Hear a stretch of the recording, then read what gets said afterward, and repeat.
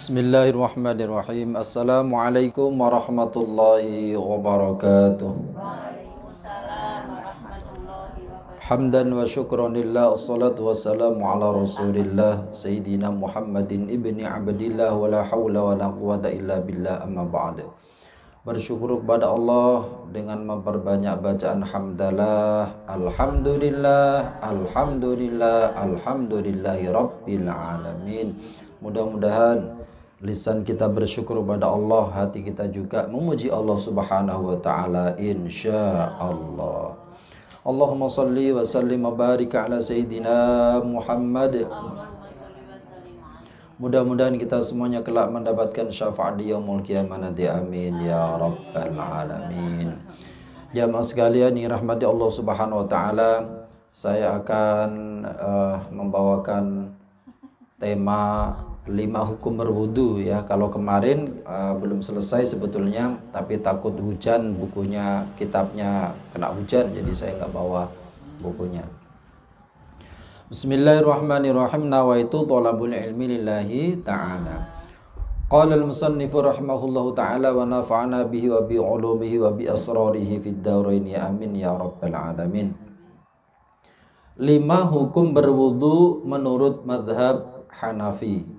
Jadi kalau madhab Syafi'i, Hanafi, Hambali, dan Maliki ini berbeda-beda ya. Kadang ada sepakat, sama-sama ijtihadnya sama, pendapatnya sama, kadang berbeda pendapat. Ini sudah lumrah karena beliau adalah orang yang perawi hadis, artinya jalur hadisnya itu banyak, ilmunya banyak. Jadi kalau kita jangan menurut saya, tapi menurut ulama. Sebagaimana yang ditulis di sini adalah keterangan dari kitab Al-Fiqhul Islam ya, karangan Dr. Wahbah Az-Zuhaili.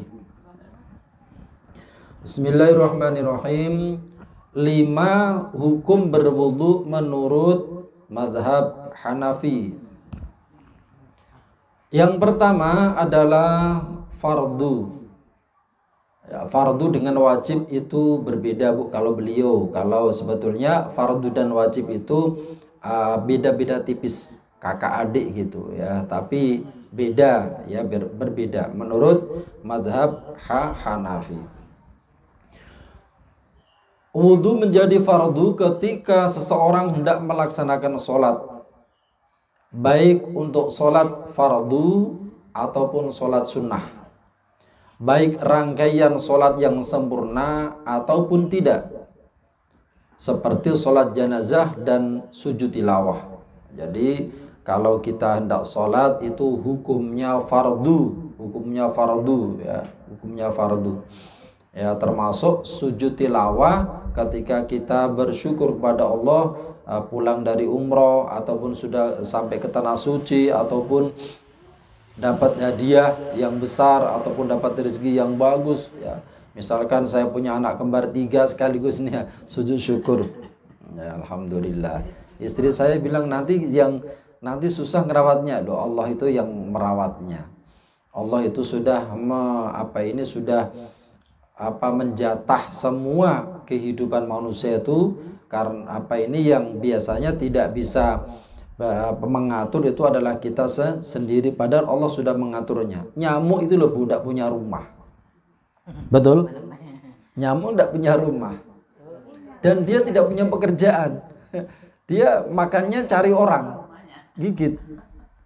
Padahal dia punya punya jarum itu, kalau kita pokoknya gitu sudah, tapi dia bisa menembus kulit manusia yang keras sekalipun. Itulah kuasa Allah Subhanahu wa taala membuat makhluk, menciptakan makhluk yang manusia tidak bisa.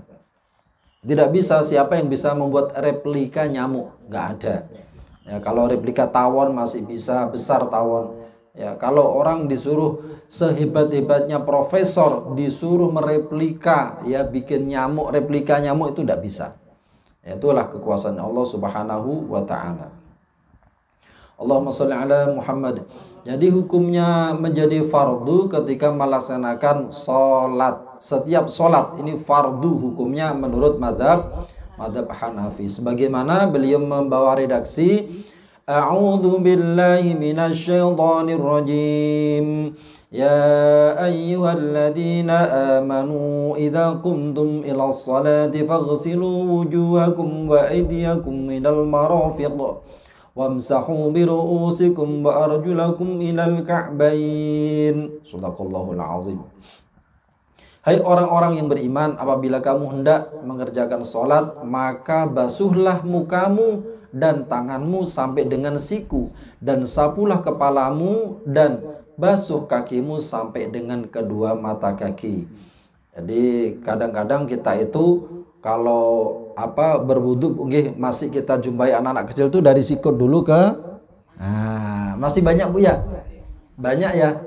Dablek itu jengene. Iya.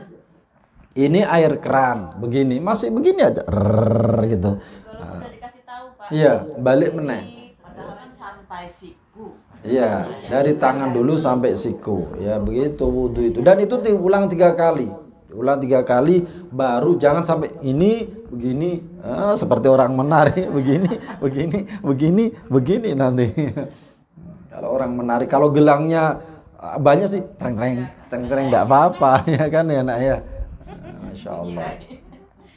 Kemudian Rasulullah SAW bersabda, La yaqbalullah salata ahadikum idza ahdatha hatta yatawadda. Allah tidak akan menerima salat seseorang yang berhadas sampai ia berwudu. Hadis rawahu Bukhari Muslim. Jadi kalau yang lainnya mungkin bisa dimaafkan ya, bisa dimaafkan. Tapi kalau salat ini walaupun bagaimanapun ya harus berwudu. Ya, salat.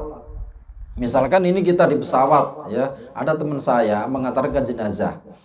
Mengantarkan jenazah, kebetulan beliau ini tidak jarang naik pesawatnya perutnya mules. Wah, mengantar jenazah dari Balikpapan ke Jawa Timur. Ini beliau ini karena jarang mules petenge, lah di pesawat itu mencret. Nah, akhirnya kan waduh, saya bawa jenazah dalam keadaan najis Pak Ustadz, gimana ini ya, kalau ini buang hajatnya kurang teknik karena tidak pernah membuang hajat di pesawat. Selama ini ya sudah persiapan ya, mungkin kurang tidak ada persiapan jadi perutnya mulus lah bagaimana. Itu di pesawat kita misalkan jarak jauh sini Madinah dan itu sudah tiba waktunya, kita wajib wudu. Walaupun itu pakaiannya najis, tetap menghormati lihormatil waktu, artinya menghormati waktu. Kita diwajibkan ya untuk melaksanakan sholat fardu meskipun nanti disempurnakan kalau dalam keadaan kita sudah sampai di tempat gitu. Paham oke? Jadi kalau sholat itu difardukan untuk melaksanakan wudhu terlebih dahulu. Kemudian selain itu wudhu juga menjadi fardu ketika hendak menyentuh Al-Quran. Rasulullah SAW bersabda, La yamassul Qur'ana illa tahirun. Tidak ada orang yang boleh menyentuh Al-Quran kecuali orang yang telah bersuci. Itu yang pertama sholat, yang kedua menyentuh Al-Quran. Itu ya kita harus dianjurkan, sangat-sangat dianjurkan ya. Ini menurut pendapat Imam Hanafi rahimahullahu ta'ala. Yang kedua adalah hukumnya wajib ya. Wajib dan fardu ini hampir-hampir sama ya, hampir-hampir sama. Nah, apa perbedaannya? Ya, apa perbedaannya? Ada perbedaan antara fardu dan wajib. Fardu adalah suatu hukum yang ditetapkan berdasarkan dalil qati', baik berupa Al-Quran ataupun sunnah mutawatir. Ya, yang fardu itu artinya bersumber daripada dalil qati', ya, baik itu berupa Al-Quran ataupun sunnah yang mutawatir. Artinya dari Al-Quran ada, dari hadis itu ada, mutawatir sampai Rasulullah SAW. Sedangkan wajib adalah suatu hukum yang ditetapkan berdasarkan khobar ahad. Menurut ulama Hanafiyah, wudhu menjadi wajib ketika seseorang ingin melakukan tawaf. Oh, jadi tawaf ini termasuk hukumnya wajib menjaga wudhu, tidak tawaf. Allah alam. Kemudian yang ketiga adalah mandub atau sunnah. Ada banyak kondisi yang membuat hukum wudhu menjadi sunnah. Di antaranya adalah berwudhu di setiap akan melaksanakan sholat, baik sholat fardu ataupun sholat sunnah. Rasulullah SAW bersabda, kalaulah tidak memberatkan umatku, niscaya akan aku perintahkan mereka untuk berwudhu setiap akan melaksanakan sholat, dan yakni akan aku perintahkan juga untuk bersiwak setiap akan berwudhu. Hadis rawahu Imam Ahmad. Jadi ketika kita mau sholat isya ke sholat subuh, ya sholat subuh itu kan kadang-kadang orang ulama dahulu itu kan tidak pernah tidur, tidurnya itu ngantuk aja, itu diperbolehkan untuk sholat langsung karena wudhunya belum batal. Nah, di sini diterangkan bahwa maksudnya hadis ini adalah kurang lebihnya adalah ketika kita hendak melakukan ke sholat berikutnya, contoh yang jeda asar ke subuh, zuhur ke asar ke maghrib itu kan jauh. Nah, itu disunahkan untuk berwudu lagi walaupun masih dalam keadaan suci. Itu disunahkan memperbaharui wudu, tahsinul wudu, bukan hanya tahsinul Quran tapi memperbaharui wudu. You understand? Oke, tos dulu.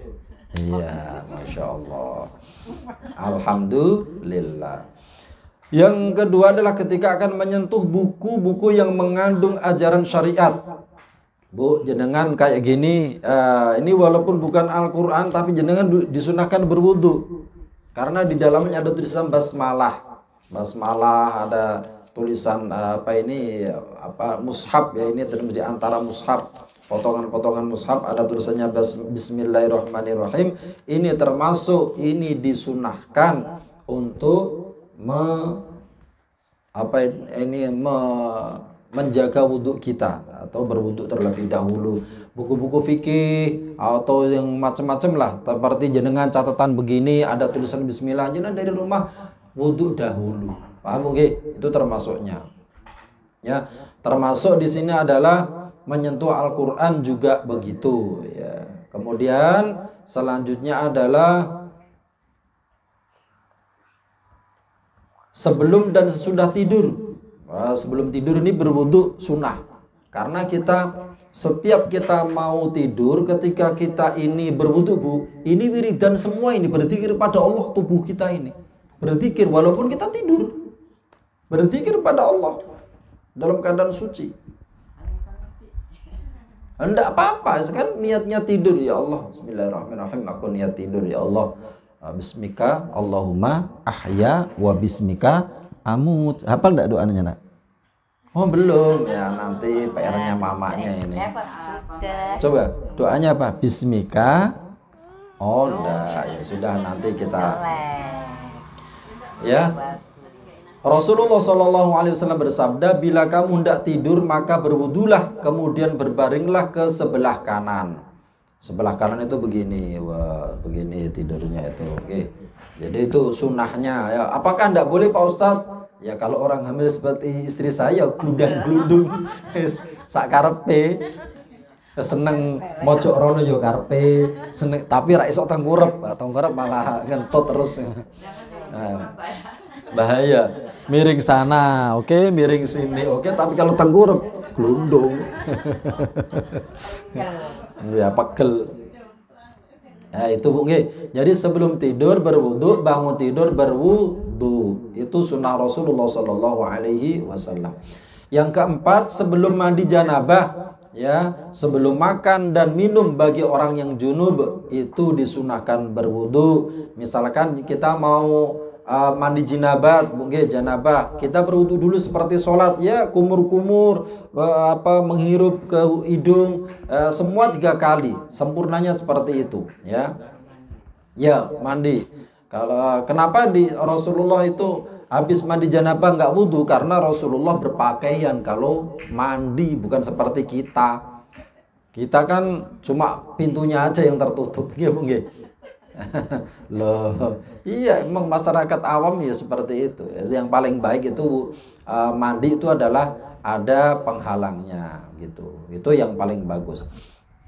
Ya kalau mau makan misalkan umpama karena ini ada hadisnya Nabi SAW dari Sayyidah Aisyah radhiyallahu anha, beliau berkata ketika Rasulullah SAW sedang dalam keadaan junub kemudian ingin makan atau minum, beliau berwudu terlebih dahulu.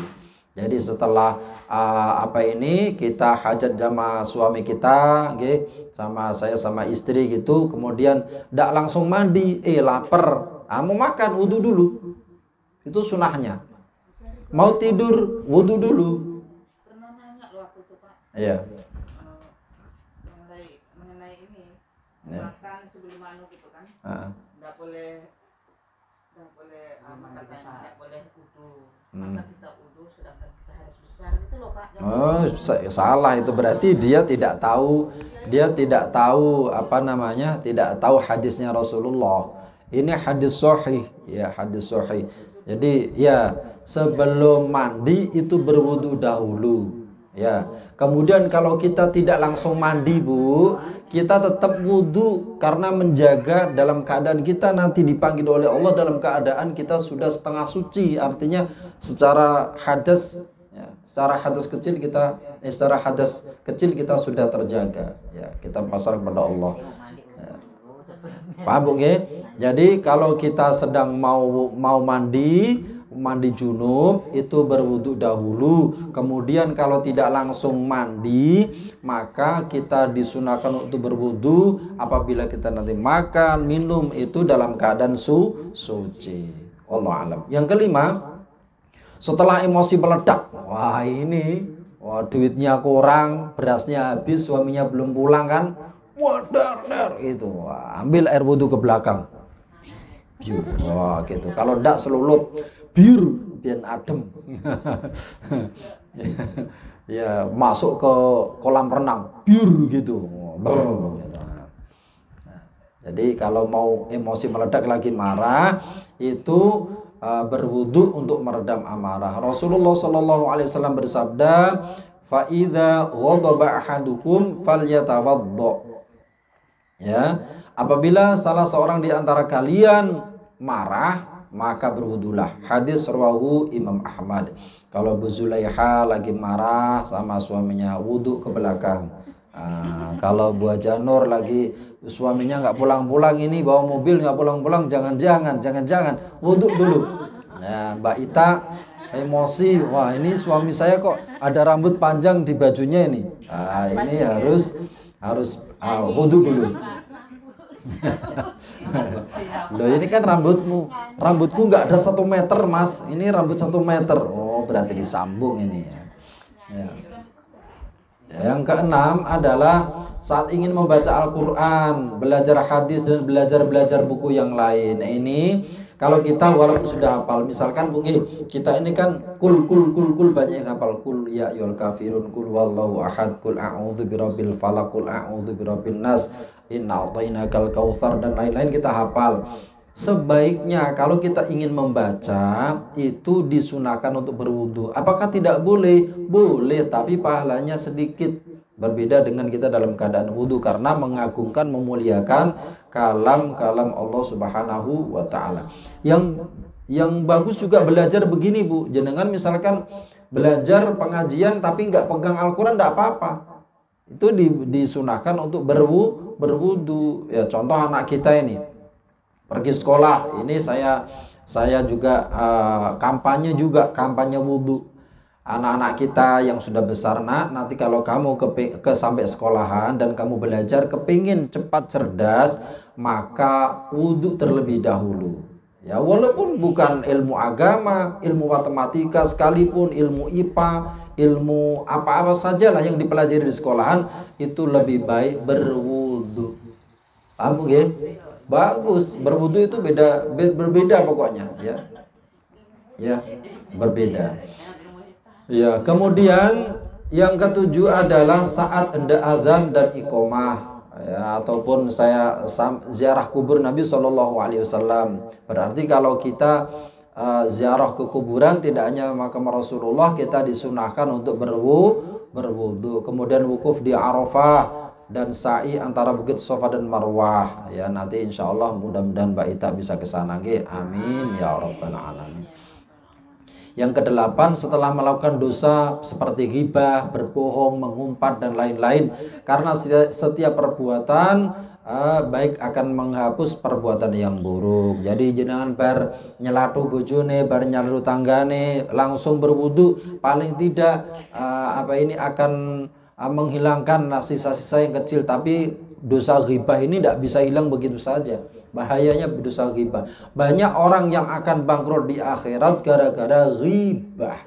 Amalnya banyak, ya ibadahnya tekun, tapi tukang ghibah. Nanti di sana di dunia bangga, aku bawa banyak bekal. Tapi di sana nanti, kamu punya hutang saya tuh, ghibahi saya nanti. Ini ya Allah, ini dia menghibah saya ya Allah. Pahalanya diambil oleh orang. Itu Masya Allah. Paham okay? Jadi kalau setiap kita berbuat yang dosa-dosa, kita disunahkan untuk berwudu. Yang kesembilan, setelah memandikan dan membawa jenazah. Ya, jangan sampai ini kekurangan kita, Pak, Bu, Bapak malah. Ibu-ibu sekalian, jenengan kalau suaminya lagi layat, itu anjurkan disuruh pakai pakaian yang bersih, jangan celana pendek, ngerokok, terus ngurumpi di sana, itu salah. Penghormatan terakhir itu untuk si mayit itu, ya, pakai pakaian yang bersih, ikut menyolati. Apa enggak berpikir bahwa nanti kita mati juga?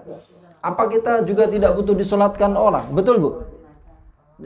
Contoh itu yang suami-suaminya yang pokoknya ya ikutlah ya, pakai pakaian yang bagus, walaupun di sana nanti nyerut-nyerut kayu, tapi kan habis nyerut kayu, motong-motong papan, kan habis itu sholat, nyolatkan.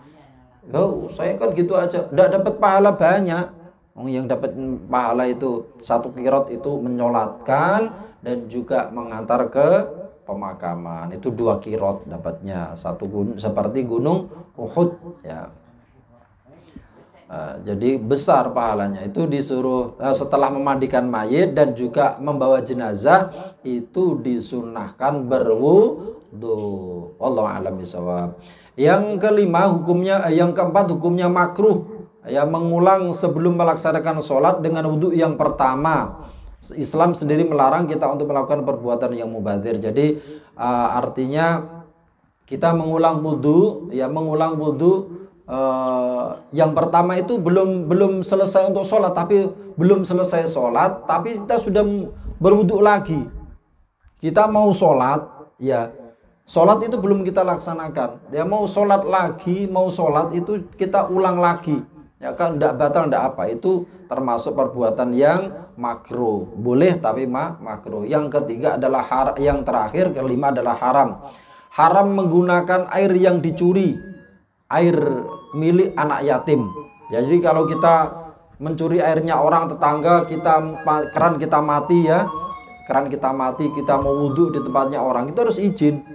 Begitu, tidak boleh sembarangan. Haram. Sah wudhunya, tapi haram airnya. Paham nggih? Ya. Ada. Air anak yatim piatu, ya itu haram hukum. Ya, lebih enak gratis.